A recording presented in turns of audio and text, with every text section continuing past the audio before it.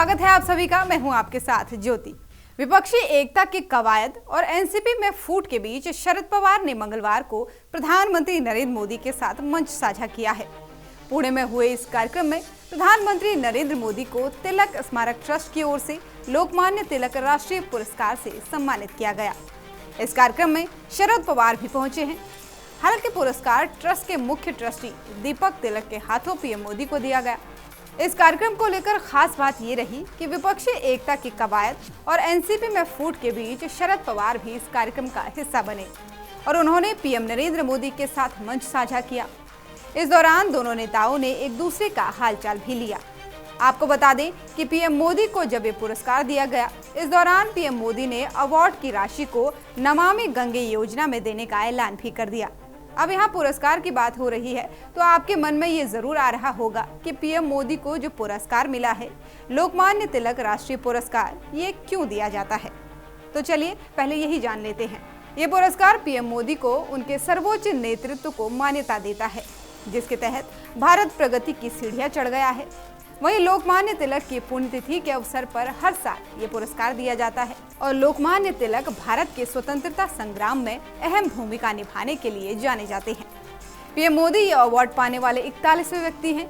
इससे पहले ये अवार्ड इंदिरा गांधी, अटल बिहारी वाजपेयी, शरद पवार, राहुल बजाज, साइरस पूनावाला, मनमोहन सिंह को भी मिल चुका है। इस मौके पर शरद पवार ने कहा कि शिवाजी महाराज ने अपना साम्राज्य बनाया, लेकिन उन्होंने किसी की जमीन नहीं छीनी। पवार ने कहा कि अब सर्जिकल स्ट्राइक पर चर्चा हो रही है, लेकिन लाल महल में पहली सर्जिकल स्ट्राइक शिवाजी महाराज के समय में हुई थी। जब लोकमान्य ने पुणे में प्रवेश किया तो उन्होंने एक माहौल बनाया कि यदि ब्रिटिश बेड़ियां तोड़नी है तो आम लोगों को जागना होगा। आपको बता दें कि ये पहला ऐसा मौका है जब अजीत पवार की बगावत के बाद शरद पवार और पीएम मोदी ने किसी कार्यक्रम में एक साथ मंच साझा किया हो। पहले अटकलें थी कि शरद पवार इस कार्यक्रम में शामिल नहीं होंगे।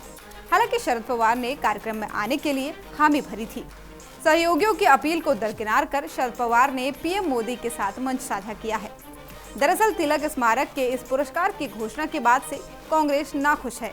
इसके बावजूद शरद पवार विपक्षी एकता के एजेंडे से अलग चलते दिखे।